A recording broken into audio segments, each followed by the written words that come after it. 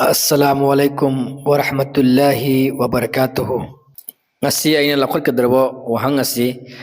ai kari mazhab chatpano hai wahang ngasi ki pakhum ne. Masi ki wahang ngasi YouTube ki kamenda ai kari mazhab chatpano hai wahang ma hanglakpa yawi. Madigi wahang adu aina lakot laga ngasi ne myamangda mazhab ki matangda amasung ai kari karamba mazhab chatpage haibadugi pakhum adu ai pijage. ꯑꯍꯥꯟꯕꯗ ꯑꯩꯈꯣꯏꯒꯤ ꯂꯩꯖꯔꯦ ꯏꯃꯥꯝ Abu ꯍꯅꯤꯐꯥ ꯃꯥꯂꯦꯝꯗ ꯈ꯭ꯋꯥꯏꯗꯒꯤ ꯃꯇꯨꯡ ꯏꯟꯕ ꯍꯥꯏꯔꯒꯗꯤ ꯏꯃꯥꯝ Abu ꯍꯅꯤꯐꯥꯅꯤ ꯑꯇꯩ ꯏꯃꯥꯝꯁꯤꯡꯗꯒꯤ ꯑꯗꯨꯕꯨ ꯃꯍꯥꯛꯅ ꯀꯔꯤꯒꯤ ꯈ꯭ꯋꯥꯏꯗꯒꯤ ꯃꯁꯤꯡ ꯍꯦꯜꯂꯤꯕꯅꯣ ꯍꯥꯏꯔꯒꯗꯤ ꯑꯣꯇꯣꯃꯟ ꯑꯝꯄꯥꯌꯔꯅ ꯄꯥꯜꯂꯝꯕ ꯆꯍꯤ 900 ꯑꯁꯤ ꯑꯁꯤꯅ ꯃꯔꯝ ꯑꯣꯏꯔꯒ ꯑꯕꯨ ꯍꯅꯤꯐꯥ ꯃꯖꯍꯕꯅ ꯃꯁꯤꯡ ꯌꯥꯝꯈꯤꯕꯅꯤ ꯑꯗꯨꯒ ꯏꯃꯥꯝ ꯑꯕꯨ ꯍꯅꯤꯐꯥ ꯃꯖꯍꯕꯁꯤ ꯃꯁꯤꯡ ꯌꯥꯝꯃꯤꯁꯤ ꯀꯔꯤꯒꯤꯅꯣ ꯑꯃꯔꯣꯝꯗ ꯍꯥꯏꯔꯒꯅ ꯀꯔꯤ ꯃꯍꯥꯛꯀꯤ ꯋꯥꯐꯝ ꯑꯁꯦ ꯑꯌꯥꯝꯕꯅ ꯐꯤꯛꯍꯒꯤ ꯉꯥꯛꯇꯅꯦꯕ ꯃꯍꯥꯛꯇꯤ ꯍꯗꯤꯁꯇꯒꯤ ꯍꯦꯟꯅ ꯐꯤꯛꯍꯅ ꯍꯦꯟꯅ ꯑꯦꯛꯁꯄꯔꯠ ꯑꯣꯏꯕ ꯍꯥꯏꯇꯥꯔꯦ ꯑꯗꯨꯒ ꯃꯍꯥꯛꯇꯤ ꯎꯁꯨꯜ ꯀꯤꯌꯥꯁꯇ ꯃꯍꯥꯛꯅ ꯈ꯭ꯋꯥꯏꯗꯒꯤ ꯊꯣꯏꯕ ꯑꯇꯣꯞꯄ ꯏꯃꯥꯝꯁꯤꯡꯗꯒꯤ ꯑꯗꯨꯒ ꯉꯁꯥꯏꯒꯤ ꯃꯍꯥꯛꯀꯤ ꯄꯤꯕ ꯐꯤꯛꯍꯒꯤ ꯑꯣꯏꯕ ꯄꯣꯠ ꯃꯈꯩꯁꯤꯡ ꯑꯗꯨ ꯑꯩꯈꯣꯏꯒꯤ ꯅꯤꯡꯊꯧ ꯄꯥꯟꯕꯁꯤꯡꯅ ꯁꯜꯇꯅꯠꯇꯨ ꯁꯦꯝꯕ ꯃꯇꯝꯗ ꯂꯣ ꯐꯤꯛꯍ ꯗꯔꯀꯥꯔ ꯂꯩꯕꯅꯤꯅ ꯃꯍꯥꯛꯀꯤ ꯋꯥꯐꯝ ꯑꯁꯤ ꯌꯥꯝꯅ ꯆꯠꯄ ꯍꯥꯏꯇꯥꯔꯦ ꯑꯗꯨꯒ ꯑꯃꯅ ꯑꯇꯣꯞꯄ ꯏꯃꯥꯝꯁꯤꯡꯅ ꯐꯤꯛꯍꯗ ꯌꯥꯝꯅ ꯂꯨꯝꯅ ꯂꯧꯗꯕ ꯑꯜꯂꯥꯍꯒꯤ ꯔꯁꯨꯜꯒꯤ ꯍꯗꯤꯁꯇ ꯍꯦꯟꯅ ꯂꯨꯝꯅ ꯂꯧꯈꯤꯕ ꯑꯁꯤꯅꯤ ꯈꯦꯠꯅꯕꯁꯦ ꯑꯗꯣ ꯍꯧꯖꯤꯛ ꯏꯃꯥꯝ ꯑꯕꯨ ꯍꯅꯤꯐꯥꯅ ꯀꯔꯤ ꯍꯥꯏꯔꯝꯃꯤ ꯀꯔꯤ ꯀꯔꯝꯗꯧꯅ ꯑꯩꯈꯣꯏꯅ ꯃꯍꯥꯛꯀꯤ ꯃꯇꯨꯡ ꯏꯟꯒꯗꯒꯦ ꯅꯠꯇ꯭ꯔꯒ ꯏꯜꯂꯣꯏꯗꯒꯦ ꯅꯠꯇ꯭ꯔꯒ ꯃꯍꯥꯛꯅ ꯃꯖꯍꯕ ꯑꯃ ꯁꯦꯝꯃꯒ ꯆꯠꯂꯨ ꯍꯥꯏꯔꯝꯕ꯭ꯔꯥ ꯅꯠꯇ꯭ꯔꯒ ꯃꯍꯥꯛꯀꯤ ꯃꯇꯨꯡ ꯏꯜꯂꯨ ꯍꯥꯏꯔꯝꯕ꯭ꯔꯥ ꯍꯥꯏꯕꯗꯨ ꯑꯩꯈꯣꯏ ꯍꯧꯖꯤꯛ ꯈꯪꯃꯤꯟꯅꯁꯤ ꯑꯜꯂꯥꯍꯅ ꯀꯨꯔআꯟꯒꯤ ꯁꯨꯔꯥ ꯑꯂꯤ ꯏꯝꯔꯥꯟ ꯁꯨꯔꯥ 3 ꯁꯨꯕ ꯑꯌꯥꯠ 103ꯗ ꯑꯁꯨꯝꯅ ꯍꯥꯏ ꯑꯗꯨꯒ ꯅꯈꯣꯏ ꯄꯨꯝꯅꯃꯛ ꯆꯦꯠꯅ ꯄꯥꯏꯌꯣ ꯑꯜꯂꯥꯍꯒꯤ ꯊꯧꯔꯤꯗ ꯃꯁꯤꯒꯤ ꯑꯌꯥꯠ ꯑꯁꯤꯅ ꯑꯩꯈꯣꯏꯗ ꯇꯝꯕꯤ ꯃꯗꯨꯗꯤ ꯑꯜꯂꯥꯍꯒꯤ ꯊꯧꯔꯤ ꯍꯥꯏꯕꯗꯤ ꯀꯨꯔআꯟ ꯑꯁꯤꯗ ꯆꯦꯠꯅ ꯄꯥꯏꯌꯨ ꯆꯦꯠꯅ ꯌꯥꯟꯔꯒ ꯆꯠꯂꯨ ꯍꯥꯏꯕꯗꯨ ꯀꯔꯤꯒꯨꯝꯕ ꯑꯜꯂꯥꯍꯅ ꯃꯄꯨꯡ ꯐꯥꯍꯟꯈ꯭ꯔꯕ ꯙꯔꯃꯁꯤꯗ ꯑꯩꯈꯣꯏꯅ ꯑꯃꯨꯛ ꯁꯤꯌꯥ ꯁꯨꯅꯤ ꯍꯥꯏꯅ ꯑꯩꯈꯣꯏꯒꯤ ꯙꯔꯃꯁꯤ ꯃꯁꯣꯏ ꯃꯁꯣꯏ ꯈꯥꯏꯗꯣꯛꯄ ꯇꯥꯔꯒꯗꯤ ꯃꯖꯍꯕ ꯅꯥꯏꯅ ꯈꯥꯏꯗꯣꯛꯈꯤꯕ ꯇꯥꯔꯒꯗꯤ ꯑꯩꯈꯣꯏꯅ ꯑꯗꯨꯃꯥꯏꯅ ꯈꯥꯏꯗꯣꯛꯑ ꯆꯠꯄ ꯇꯥꯔꯒꯗꯤ ꯀꯌꯥꯃꯠ ꯅꯨꯃꯤꯠꯇ ꯑꯜꯂꯥꯍꯒꯤ ꯔꯁꯨꯜꯒ ꯑꯗꯨꯒꯨꯝꯕ ꯙꯔꯃ ꯃꯆꯦꯠ ꯈꯥꯏꯗꯣꯛꯂꯤꯕ ꯃꯤꯑꯣꯏꯕꯁꯤꯡ ꯑꯗꯨꯒ ꯀꯔꯤꯒꯨꯝꯕ ꯃꯈꯜ ꯑꯃꯠꯇꯗ ꯃꯍꯥꯛꯀ ꯃꯔꯤ ꯂꯩꯅꯍꯜꯂꯣꯏ ꯍꯥꯏꯕꯁꯤ ꯑꯜꯂꯥꯍꯅ ꯇꯥꯛꯄꯤꯈ꯭ꯔꯦ ꯑꯩꯈꯣꯏꯗ ꯍꯥꯏꯕꯤꯈ꯭ꯔꯦ ꯃꯗꯨ ꯁꯨꯔꯥ 6 ꯁꯨꯕ ꯑꯌꯥꯠ 151ꯗꯅꯤ ꯑꯁꯨꯝꯅ ꯍꯥꯏ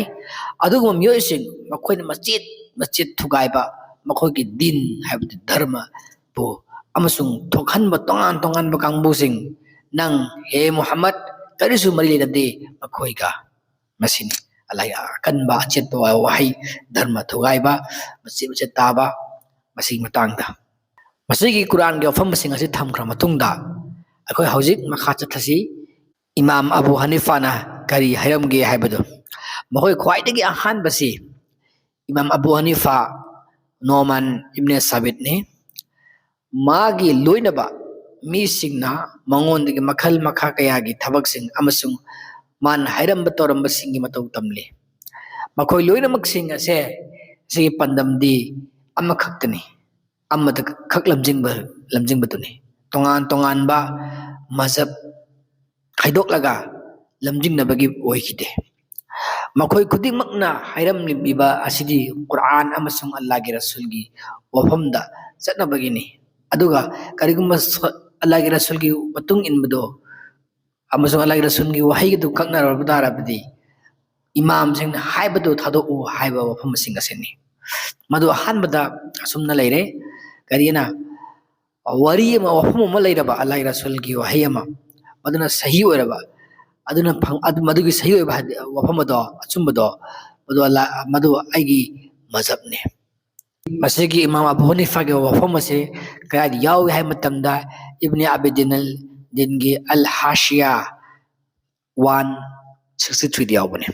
ꯃꯁꯤꯒꯤ ꯋꯥꯐꯝ ꯑꯁꯤꯗ ꯃꯖꯍꯕ ꯍꯥꯏꯅ ꯄꯜꯂꯤꯁꯤ ꯀꯔꯤꯅꯣ ꯍꯥꯏꯕ ꯋꯥꯍꯪ ꯑꯃ ꯂꯩ ꯃꯖꯍꯕ ꯍꯥꯏꯕꯁꯤꯒꯤ ꯑꯔꯊꯁꯤ ꯑꯇꯩ ꯀꯔꯤꯁꯨ ꯅꯠꯇꯦ ꯔꯥꯏ ꯍꯥꯏꯕꯅꯤ ꯑꯣꯄꯤꯅꯤꯌꯟ ꯍꯥꯏꯕꯅꯤ ꯑꯩꯈꯣꯏꯅ ꯃꯣꯠ ꯍꯥꯏꯕꯗꯨꯅꯤ ꯑꯗꯨꯕꯨ ꯃꯖꯍꯕ ꯑꯁꯤꯅ ꯀꯔꯤꯒꯨꯝꯕ ꯑꯩꯈꯣꯏꯅ ꯏꯃꯥꯝ ꯑꯃꯒꯤ ꯃꯇꯨꯡ ꯏꯟꯈ꯭ꯔꯒ ꯃꯗꯨꯅ ꯄꯥꯛꯇꯛꯅ ꯆꯥꯎꯅ ꯑꯩꯈꯣꯏ ꯀ꯭ꯂꯥꯁ ꯈꯥꯏꯗꯣꯛꯑ ꯆꯠꯈꯤꯕ ꯇꯥꯔꯒꯗꯤ ꯃꯗꯨꯅ ꯁ꯭ꯀꯨꯜ ꯑꯣꯐ ꯊꯣꯠ ꯍꯥꯏꯅ ꯂꯥꯛꯀꯅꯤ ꯃꯖꯍꯕꯀꯤ ꯑꯥꯔꯊꯁꯦ ꯑꯗꯨꯅ ꯃꯖꯍꯕꯀꯤ ꯑꯥꯔꯊꯁꯦ ꯑꯅꯤ ꯂꯩ ꯔꯥꯏ ꯅꯠꯇ꯭ꯔꯒ ꯁ꯭ꯀꯨꯜ ꯑꯣꯐ ꯊꯣꯠ ꯅꯠꯇ꯭ꯔꯒ ꯂꯝꯕꯤ ꯋꯦ ꯍꯥꯏꯕ ꯑꯃ ꯎꯔꯗꯨꯗ ꯑꯩꯈꯣꯏꯅ ꯍꯥꯏꯅꯩ ꯅꯪꯒꯤ ꯃꯖꯍꯕ ꯀꯔꯤꯅꯣ ꯍꯥꯏꯔꯗꯤ ꯃꯗꯨ ꯙꯔꯃ ꯑꯣꯏꯅ ꯂꯧꯏ ꯅꯪꯒꯤ ꯗꯤꯟ ꯀꯔꯤꯅꯣ ꯍꯥꯏꯕ ꯆꯞ ꯃꯥꯟꯅꯅ ꯍꯪꯉꯤꯀꯣ ꯑꯗꯣ ꯃꯈꯥ ꯇꯥꯔꯛꯄ ꯑꯃꯨꯛ ꯌꯦꯡꯁꯤ ꯃꯥꯅ ꯀꯔꯤ ꯍꯥꯏꯔꯝꯃꯤ ꯍꯥꯏꯕꯗꯣ ꯑꯩꯈꯣꯏꯒꯤ ꯃꯣꯠꯄꯨ ꯑꯩꯈꯣꯏꯒꯤ ꯃꯖꯍꯕꯄꯨ ꯍꯦꯛꯇ ꯌꯥꯏ ꯍꯥꯏꯅ ꯂꯧꯕ ꯍꯔꯥꯝꯅꯤ ꯀꯔꯤꯒꯨꯝꯕ ꯃꯈꯣꯏꯅ ꯈꯪꯗ꯭ꯔꯕꯗꯤ ꯑꯩꯈꯣꯏꯅ ꯂꯧꯔꯛꯂꯤꯕ ꯑꯁꯤ ꯀꯗꯥꯏꯗꯒꯤꯅꯣ ꯍꯥꯏꯕ ꯃꯁꯤꯁꯨ ꯏꯕꯟ ꯑꯜ qayyimꯒꯤ ꯏꯂꯥꯝ ꯑꯜ ꯃꯨqiyyin ꯌꯥꯎꯕꯅꯤ 309 ꯑꯇꯣꯞꯄ ꯄꯥꯎꯗꯝ ꯑꯃꯅ ꯀꯅꯥꯒꯨꯝꯕ ꯑꯃꯠꯇꯅ ꯑꯩꯒꯤ ꯋꯥꯍꯩꯗꯨꯒꯤ ꯁꯥꯈꯤ ꯈꯪꯗꯅ ꯀꯗꯥꯏꯗꯒꯤ ꯂꯧꯔꯛꯄꯅꯣ ꯍꯥꯏꯕ ꯋꯥꯐꯝ ꯑꯗꯨ ꯈꯪꯗꯅ ꯊꯤꯗꯅ ꯃꯗꯨꯗ ꯍꯦꯛꯇ ꯌꯨꯝꯐꯝ ꯑꯣꯏꯗꯨꯅ ꯐꯠꯋꯥ ꯄꯤꯕꯒꯤ ꯑꯩꯅ ꯑꯌꯥꯕ ꯄꯤꯗꯦ ꯑꯃꯨꯛꯁꯨ ꯑꯇꯣꯞꯄ ꯄꯥꯎꯗꯝ ꯑꯃꯗꯅ ꯑꯁꯨꯝꯅ ꯃꯈꯥ ꯇꯥꯈꯤꯔꯝꯃꯤ ꯃꯔꯝꯗꯤ ꯑꯩꯈꯣꯏ ꯂꯣꯏꯅ ꯃꯤꯑꯣꯏꯕꯅꯤ ꯑꯩꯈꯣꯏ ꯅꯣꯡꯃꯅ ꯋꯥ ꯑꯃ ꯍꯥꯏ ꯃꯊꯪꯒꯤ ꯅꯨꯃꯤꯠꯇ ꯃꯗꯨ ꯑꯃꯨꯛ ꯂꯥꯜꯂꯦ ꯍꯥꯏ ꯑꯇꯣꯞꯄ ꯄꯥꯎꯗꯝ ꯑꯃꯗꯅ ꯑꯃꯨꯛ ꯍꯥꯏ ꯍꯦ ꯌꯥꯀꯨꯕ ꯍꯥꯏꯕꯁꯤ ꯑꯕꯨ ꯍꯅꯤꯐꯥꯒꯤ ꯁꯥꯇ꯭ꯔꯅꯤ ꯍꯦ ꯌꯥꯀꯨꯕ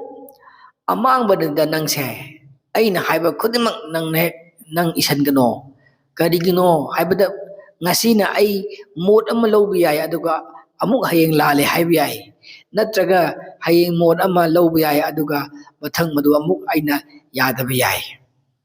ꯑꯩꯅ ꯀꯔꯤꯒꯨꯝꯕ ꯃꯇꯝꯗ ꯑꯜꯂꯥꯍꯒꯤ ꯀꯤꯇꯥꯕꯀ ꯅꯠꯇ꯭ꯔꯒ ꯔꯁꯨꯜꯒꯤ ꯋꯥꯍꯩꯒ ꯀꯛꯅꯕ ꯋꯥ ꯍꯥꯏꯔꯛꯂꯕꯗꯤ ꯑꯩꯒꯤ ꯋꯥꯗꯨ ꯏꯟꯒꯅꯨ ꯃꯁꯤ ꯀꯗꯥꯏꯗꯒꯤ ꯌꯥꯎꯒꯦ ꯍꯥꯏꯕ ꯃꯇꯝꯗ ꯑꯜ ꯐꯨꯅꯥꯅꯤꯒꯤ ꯏꯀꯥꯖ ꯑꯜ ꯍꯤꯃꯥꯟ ꯂꯃꯥꯏ 40 ꯁꯨꯕꯗꯒꯤꯅꯤ ꯃꯁꯤꯅꯤ ꯏꯃꯥꯝ ꯑꯕꯨ ꯍꯅꯤꯐꯥꯒꯤ ꯋꯥꯐꯝꯁꯤꯡ ꯑꯁꯤ ꯇꯦꯟꯇꯛꯅ ꯄꯜꯂꯕꯗ ꯃꯊꯪꯒꯤ ꯏꯃꯥꯝ ꯑꯩꯈꯣꯏ ꯏꯃꯥꯝ ꯃꯥꯂꯤꯛ ꯏꯕꯅꯤ ꯑꯅꯁꯀꯤ ꯃꯇꯥꯡꯗ ꯑꯃꯨꯛ ꯅꯩꯅꯁꯤ ꯃꯥꯅ ꯍꯥꯏ ꯇꯁꯦꯡꯅꯃꯛ ꯑꯩꯗꯤ ꯁꯤꯕ ꯅꯥꯏꯕꯅꯤ ꯑꯩ ꯀꯔꯤꯒꯨꯝꯕ ꯃꯇꯝꯗ ꯁꯣꯏꯕ ꯂꯥꯟꯕ ꯌꯥꯎꯏ ꯑꯗꯨꯒ ꯀꯔꯤꯒꯨꯝꯕ ꯀꯥꯟꯗ ꯆꯨꯝꯕ ꯌꯥꯎꯏ ꯑꯗꯨꯅ ꯑꯩꯅ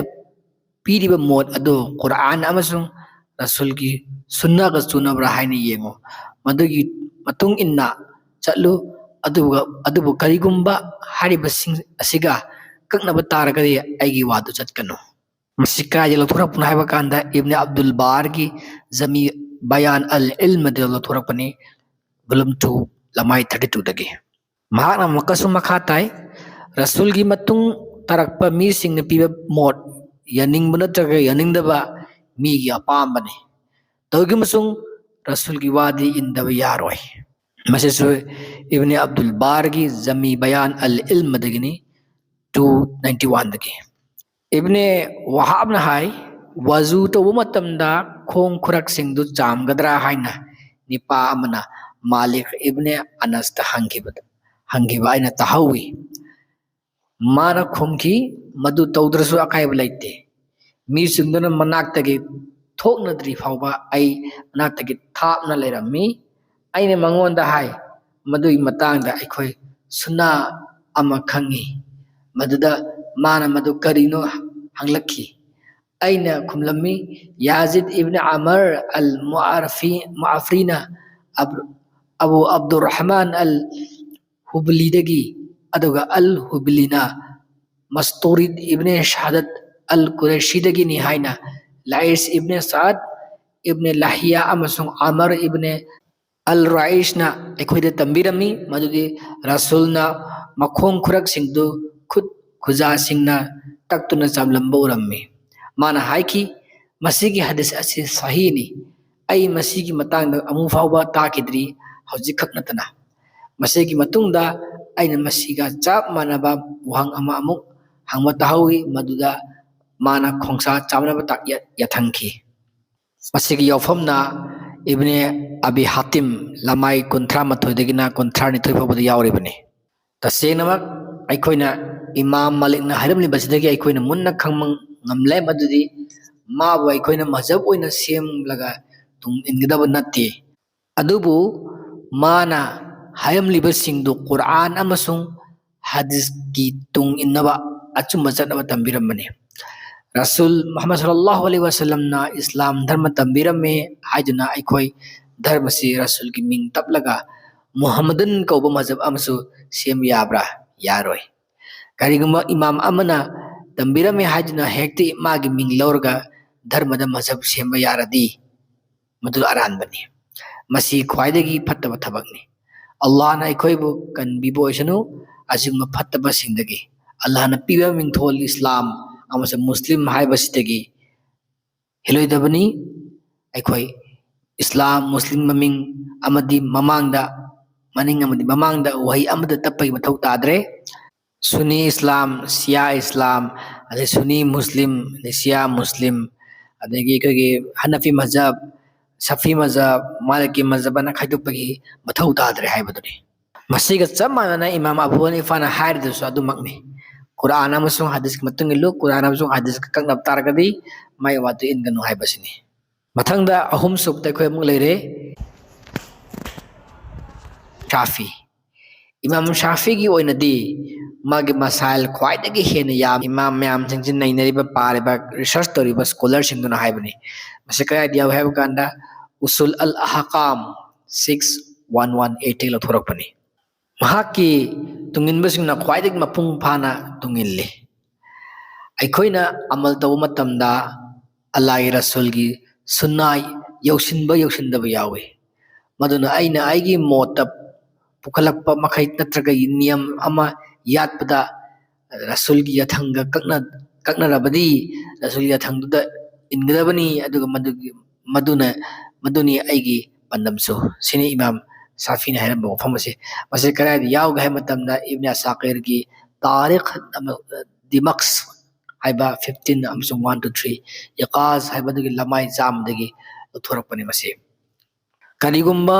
Allah ge Rasul gi sunna ama mi amana sengna khanglabadi madu mana thadokpa yade masi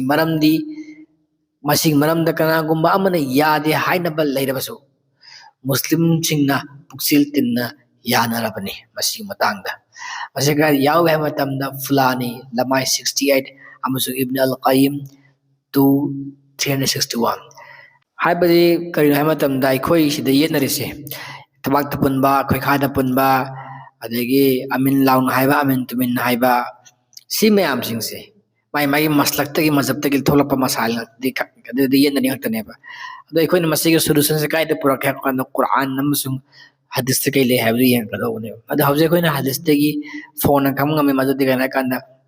tabak tapun mase sahi ne haibase aduga khoi khada pun mase daif ne haibase ne ba khoi khada pun mase daif ne haibase aina haibina te ko muhaddis sing haibani sida kana sai abete any paning ba hadis makai kana na tarjuma tawna paning par cho dum yawda me daif ne dum yawra dum ado si hadis asi daif ne kan dum akoy wani pa na khoi khada pun tala mem tagal akoy haira men ilaga lai ne ado ima poni pa na de kari hari sayyam phangta de madusa gi masab ni hari meba madusa gi mo ni hari meba madusa gi wafam ni hari meba adu tar sayyam phang ho jama illodna ko hoji illoba indidna ena kana masi ima aboni ma matungin ko de ba adu tar ga se ima aboni fa gi matungin su ko de ba ima aboni fa na had asengba se di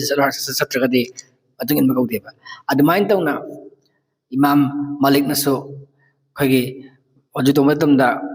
kurakta odai khongsada akhoi hoji to kanda khagi khutse nan thok tab taragade sona kandri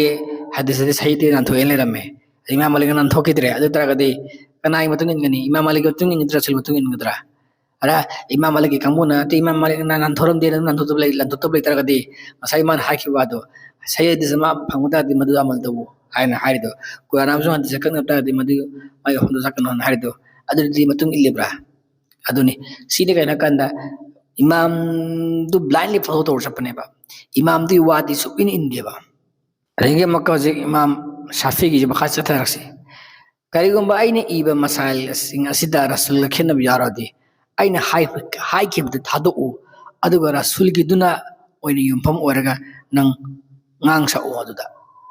atopa pagdo amaduna sunna hai adu oiba taradi madugi sunna adugi matung illu adu kanagi wada nakan laiduna taru rano masikadi yaw hamatamda al ihtizaz bi ash-Shafi aitu fulani lamai jamada haziki haki wafam singasi muna tasan biyu adu mana sai haki bdo ꯉꯁꯥꯏꯒꯤ ꯑꯜꯂꯥꯍꯒꯤ ꯔꯁꯨꯜꯒꯤ ꯏꯃꯥꯝꯁꯤꯡꯅ ꯍꯥꯏꯈꯤꯕꯗꯣ ꯑꯜꯂꯥꯍꯒꯤ ꯔꯁꯨꯜꯅ ꯍꯥꯏꯕꯗꯤ ꯏꯟꯗꯕ ꯇꯥꯔꯒꯗꯤ ꯑꯗꯨ ꯒꯨꯅꯥꯍꯅꯤ ꯑꯗꯨꯒ ꯃꯈꯣꯏꯅ ꯍꯥꯏꯕ ꯏꯟꯗꯕꯗꯨꯗꯤ ꯃꯥꯒꯤ ꯃꯣꯠꯅꯤ ꯃꯤꯗꯨꯅ ꯏꯟꯒꯦꯁꯨ ꯌꯥꯏ ꯏꯜꯂꯣꯏꯒꯦꯁꯨ ꯌꯥꯏ ꯃꯤꯒꯤ ꯃꯣꯠ ꯑꯗꯨꯗꯤ ꯁꯤꯅꯤ ꯍꯥꯏꯔꯤꯁꯦ ꯑꯗ ꯍꯧꯖꯤꯛꯇꯤ ꯀꯔꯤ ꯍꯥꯏꯔꯦ ꯑꯩ ꯃꯖꯍꯕ ꯅꯠꯇꯦ ꯏꯃꯥꯝ ꯑꯕꯨ ꯍꯅꯤꯐꯥ ꯃꯖꯍꯕ ꯅꯠꯇꯦ ꯍꯥꯏꯔꯗꯤ ꯀꯥꯐꯤꯔꯅꯤ ꯑꯗꯨ ꯍꯥꯏꯔꯛꯑꯗꯕꯅꯤ ꯍꯧꯖꯤꯛꯇꯤ ꯁꯨꯟꯅꯤ ꯑꯣꯏꯗ꯭ꯔꯦꯒ ꯍꯥꯏꯔꯛꯑꯗꯕꯅꯤ ꯍꯧꯖꯤꯛꯇꯤ ꯑꯃꯨꯛꯀ ꯏꯃꯥꯝ ꯃꯔꯤ ꯂꯩꯇ꯭ꯔꯤꯉꯩꯗ ꯏꯁꯂꯥꯝ ꯂꯩꯔꯝꯗꯧꯕ ꯆꯞ ꯃꯥꯟꯅꯩ ꯃꯈꯣꯏꯒꯤ ꯋꯥꯉꯥꯡ ꯁꯉꯥꯡꯁꯤꯡ ꯑꯁꯦ ꯑꯃꯨꯛꯀꯁꯨ ꯃꯈꯥ ꯆꯠꯊꯔꯛꯄꯗ ꯑꯁꯨꯝꯅ ꯍꯥꯏ ꯁꯍꯤ ꯍꯗꯤꯁ ꯑꯃ ꯐꯪꯂꯗꯤ ꯃꯗꯨ ꯑꯩꯒꯤ ꯃꯖꯍꯕꯅꯤ ꯁꯤꯅꯤ ꯏꯃꯥꯝ ꯁꯥꯐꯤꯅ ꯍꯥꯏꯔꯤꯁꯤ ꯃꯁꯤ ꯀꯩ ꯌꯥꯎꯋꯦ ꯀꯥꯟꯗ ꯏꯃꯥꯝ ꯅꯋꯋꯤꯒꯤ ꯑꯜ ꯃꯖꯃꯨ 163ꯗ ꯌꯥꯎꯔꯤꯕꯅꯤ ꯑꯗꯨꯒ ꯑꯃꯨꯛꯀꯁꯨ ꯃꯥꯅ ꯍꯥꯏ ꯅꯪꯅ ꯍꯥꯏꯕꯗꯤ ꯏꯃꯥꯝ ꯑꯍꯃꯗ इब्न हनबाल नंगना हेन्ना ख्वाइदगी हदीस खंबा हेली अइंगोंदगी इमाम शाफीनी हारमी इमाम अहमद अदुना करिगुंबा हदीस अमा सही नि खंगलदी मदु अइंगोंदा खंगहनबिराओ मदु कुफादगी ओइरसु नत्रगा बसरादगी ओइरसु नत्रगा सिरियादगी ओइरसु मरमदि मदु अइगी मजहब ओइनबा मदु सही ओइरदि मसे कयावी आदब अश-शाफिई लमाई 94 95 दा अदा हजरती करी हायरे कोना होय अलिमा उलमा सिंह करी हायरे इमाम अबू हनीफा सलते अबू हनीफा हायबदि इनगदबनी सफीन हायबि लुदबनी यंजनबी आदि हायरिमी सोमना कदनी इमाम हसन से करी हायदरे नना खंग नना ता पोते कोन दरे वादु साई मसक ओइदुरमी आगी मोड ओइदुरमी आगी मसाल हापतुरमी हायनरी अदा मोयना हायना से मोयदि रिसर्च तोबन थीरिमी अमना फंगबन फंगदब लै दै यातनेबा अदा सागे मागी तुंगिन मजिंदेना माना अमदन फंगबदुतंग स्टिक तो लाइखने फंगदा पोजिदि होना कन थमग्रे अदा मागी ओजा उस्तादना हायबन तेन थमग्रे रसूली वादो रसूली सुनादो सियाम लुद्रा सिने ब्लाइंडली फॉलो तोबा तकलिद तोबा अखोगी अपंग थाजदा अखोई लुखिबगुमने सिजु अंद भक्कुमने सुम वखंजिन मिसिंगसिको इमाम शफी नौकस मखा चतरी आइगी वही अमा रसूल की सही हदीस अमगा कक्नबु उरबा नंगना मदुदि खंगो आइगी हाइसिंग मसि करिसु नत्ति मांगख्रबनी सिका यावी मसि इब्न असाकिर 1510-1 अबू नुआइम 9106 असिदि लथोरकपनी अम खासा थरई अइना हाइबा पोट खुदिमक अदो रसूल की सही हदीस अदुगा सुनद्रबदि महाकी हदीस अदुना मकोक खोंगदबनी अदुना अइना पिबा मसाइल दु हेगदा सतकनो सिका यावी इब्न असाकिर 1592 दे लथोरिबनी अदम कसु महासा थरई रसूल की वा खुदिमक आइगी सुनी नखोइना मदु अइंगोंदगी ताहौद्रबसु सिका यावी इब्न हातिम लमाई 93-94 कया दा फजक्रबे वफमने उने सिदगी न फजबा वही सिका लौद्रो कय हादी रसूल की वा को देबा आइगी सुनी नखोइना मदु अइंगोंदगी ताहौद्रबसु हरसिनी हजिति कम दौरे कोइ लेरिबा मिसिंगसेना अमसुंग अलिमसिंगना मागी इमामना हाइब सकदबनी इमामना हायरमदबा तरमदबा खेनबा मखैदो मदु अतोप मसबसिंगिना तो मसलकिनी मतो अतोप इमामगिन मखोइ नति हारिबे रसूल की वा ओरसु मदु हमदे मवलो दि हारिबे हाइबगुमने सियाम लुद्रा अदुनि यामना जक्सिनगाय याम लुबा पोसकनी मसे अखोइना किसु किनगाय यामनेको मरी सुबदा इमाम अहमद इब्न हनबाल महाकी मदांग नमु यeng तामिनसे इमाम सिंगी मरत इमाम अहमद इब्न हनबाल इमाम अहमद हाइना मयाम खंगनबा माना हदीस खोमजिनबदा अमसुंग सही हदीसता अमल तौबदा ख्वाइदगी मकोक थोंखिबा इमामने असै कोन हाइख्रे इमाम अबू हनीफा ना फिकादा मकोक थोंगमनी इमाम अहमद हदीस खंगबदा हदीस हेन मंगुन खंग लेते माना खंगबदा इमाम सिंगी मरता ख्वाइदा अथो मकोक थोंगमनी अथोइबनी माना मदुदा उसूल क़ियास अमदि फतवा सिंग फावबा यंजिन पांगनम खिदे इमाम अहमद दी कबैदरे कांदा उसूल क़ियास फतवा सिंग अमदा पांगन यंजिन पामदे बा इमाम अबू हनीफा लोन यंजली को उसूल क़ियास हदीस लोन यंजली मादे अदो मादे पुरा हदीस याम खंगी इमाम अबू हनीफा दे मादे फिक्र की उस्ताद ने इमाम सिंग ले इमाम खै लोन मागी मुस्नद हदीस लोन लेयेबा इमाम अबू हनीफा खक्तरी लेतिसि इमाम अबू हनीफा के हदीस मुस्नद लेतेबा मसी गजके हारे अफमदो से इमाम अहमद हाइके करी माना मदुदा उसूल क़ियास अमने फतवा सिंग फावबि यंजिन पामनम दि हाइबसे मसे कायदे हेकंदा हरावी 47-1 अमसुंग फुलानी लमाई चामा गमरि छुबदे यावरिबने अमगा मसी मरम असिना अमका माना सुन हाई आइगी फतवा नि मतुंग इनगनो इमाम मालिक की ओइसनु इमाम शाफी की ओइसनु इमाम औजाई ओइसनु इमाम शौरी की ओइसनु अदि महत्ता नखोइना फंगलकपा मफम अदुदगी नखोइना लौ नखोइसु लौ अतोप पौदम अमदना ꯃꯈꯣꯏꯁꯤꯡ ꯑꯁꯤꯗꯒꯤ ꯀꯅꯥꯝꯇꯅ ꯅꯈꯣꯏꯒꯤ ꯙꯔꯃꯁꯤꯡꯒꯤꯗꯃꯛꯇ ꯃꯇꯧ ꯇꯝꯒꯦ ꯈꯜꯂꯨꯅꯨ ꯑꯗꯨꯕꯨ ꯔꯁꯨꯜ ꯑꯃꯁꯨꯡ ꯁꯍꯥꯕꯥꯁꯤꯡꯗꯒꯤ ꯈꯛ ꯅꯠꯇꯅ ꯃꯊꯪꯗ ꯇꯥꯕꯤꯏꯟꯁꯤꯡꯗꯒꯤ ꯃꯁꯤꯗꯒꯤꯗꯤ ꯃꯤꯁꯤꯡꯒꯤ ꯑꯄꯥꯝꯕꯅꯤ ꯃꯁꯤ ꯀꯥꯏꯗ ꯌꯥꯎꯏ ꯏꯂꯥꯝ ꯑꯜ ꯃꯨꯋꯥꯛꯀꯤꯟ ꯍꯥꯏꯕ ꯑꯗꯨꯒꯤ ꯕꯣꯂꯨꯝ ꯑꯅꯤꯁꯨꯕ ꯂꯃꯥꯏ 202 ꯂꯧꯊꯣꯔꯛꯄꯅꯤ ꯃꯁꯤꯒꯤ ꯋꯥꯐꯝꯁꯤ ꯌꯥꯝ ꯐꯖꯕ ꯋꯥꯐꯝꯅꯤ ꯍꯥꯏꯕꯗꯤ ꯀꯩꯅꯣ ꯍꯥꯏꯕ ꯀꯥꯟꯗ ꯏꯃꯥꯝ ꯁꯥꯐꯤ ꯑꯣꯏꯁꯅꯨ ꯏꯃꯥꯝ ꯑꯧꯖꯥꯏ ꯑꯣꯏꯁꯅꯨ ꯏꯃꯥꯝ ꯁꯧꯔꯤ ꯑꯣꯏꯁꯅꯨ ꯀꯅꯥꯝꯒꯤ ꯃꯣꯠ ꯂꯧꯔꯨꯅꯨ ꯍꯥꯏꯁꯤꯅꯤ ꯁꯤꯗ ꯃꯣꯏꯅ ꯏꯃꯥꯝ ꯃꯔꯤ ꯈꯛꯇꯪ ꯍꯥꯏꯔꯤꯁꯦ ꯏꯃꯥꯝ ꯃꯔꯤꯗꯤ ꯍꯦꯟꯅ ꯂꯩꯀꯣ ꯌꯥꯝ ꯂꯩꯈ꯭ꯔꯦ ꯏꯃꯥꯝ ꯁꯥꯐꯤ ꯀꯥꯏꯅ ꯏꯃꯥꯝ ꯁꯥꯐꯤꯗ ꯂꯣꯏꯕ ꯅꯠꯇꯦꯀꯣ ꯏꯃꯥꯝ ꯍꯝꯕꯜꯗ ꯂꯣꯏꯕ ꯅꯠꯇꯦꯀꯣ ꯏꯃꯥꯝ ꯑꯍꯃꯗ ꯂꯣꯏꯕ ꯅꯠꯇꯦꯀꯣ ꯏꯃꯥꯝ ꯑꯕꯨ ꯍꯅꯤꯐꯥ ꯂꯣꯏꯕ ꯅꯠꯇꯦꯀꯣ ꯏꯃꯥꯝ ꯑꯧꯖꯥꯏ ꯀꯥꯏꯅ ꯂꯩꯔꯤ ꯏꯃꯥꯝ ꯁꯧꯔꯤ ꯀꯥꯏꯅ ꯂꯩꯔꯤ ꯁꯨꯃꯥꯏꯅ ꯂꯩꯔꯤꯀꯣ ꯑꯗꯩ ꯏꯃꯥꯝ ꯃꯨꯍꯝꯃꯗ ꯀꯥꯏꯅ ꯂꯩꯔꯤꯀꯣ ꯃꯣꯏꯅ ꯇꯥꯗ꯭ꯔꯤꯕ ꯈꯪꯗ꯭ꯔꯤꯕ ꯑꯗꯨ ꯊꯝꯈ꯭ꯔꯣ ꯑꯗꯨꯅ ꯅꯩꯅꯕꯒꯤ ꯃꯇꯝ ꯅꯠꯇ꯭ꯔꯦ ꯑꯗꯨꯅ ꯑꯩꯅ ꯍꯥꯏꯅꯤꯡꯉꯤꯗꯤ ꯁꯤꯗ ꯋꯥꯐꯝ ꯑꯃ ꯄꯜꯂꯤꯁꯦ ꯌꯦꯡꯉꯨꯅꯦ ꯏꯃꯥꯝ ꯑꯍꯃꯗ ꯍꯟꯕꯜꯅ ꯀꯔꯤ ꯀꯅꯥꯝꯇꯒꯤ ꯋꯥ ꯂꯧꯒꯅꯨ ꯑꯜꯂꯥꯍꯒꯤ ꯔꯁꯨꯜꯒꯤ ꯃꯇꯨꯡ ꯏꯜꯂꯨ ꯁꯍꯥꯕꯁꯤꯡꯒꯤ ꯃꯇꯨꯡ ꯏꯜꯂꯨ ꯃꯥꯏ ꯄꯥꯛꯈ꯭ꯔꯕ ꯁꯍꯥꯕꯁꯤꯡꯒꯤ ꯑꯗꯨꯏ ꯃꯊꯪ ꯇꯥꯔꯛꯄ ꯇꯥꯕꯤꯏꯟꯁꯤꯡꯗꯨꯒꯤ ꯃꯊꯪ ꯇꯥꯔꯛꯄ ꯃꯈꯩꯗꯨꯗꯤ ꯅꯈꯣꯏ ꯏꯟꯒꯦ ꯏꯜꯂꯣꯏꯒꯦꯔꯥ ꯇꯥꯕꯤꯏꯟꯒꯤꯗꯤ ꯅꯈꯣꯏ ꯃꯊꯪ ꯏꯟꯒꯦ ꯏꯜꯂꯣꯏꯒꯦꯔꯥ ꯅꯣꯏ ꯑꯄꯥꯝꯕꯅꯤ ꯁꯤꯅꯤ ꯃꯣꯏꯅ ꯍꯥꯏꯔꯤꯁꯦ ꯒꯨꯅꯥ ꯂꯩꯇꯦ ꯁꯤꯅꯤ ꯇꯥꯕꯤꯏꯟꯁꯤꯡꯗꯨꯒꯤ ꯋꯥꯕꯨ ꯏꯟꯗ꯭ꯔꯁꯨ ꯗꯔꯀꯥꯔ ꯂꯩꯇꯦ ꯍꯥꯏꯕ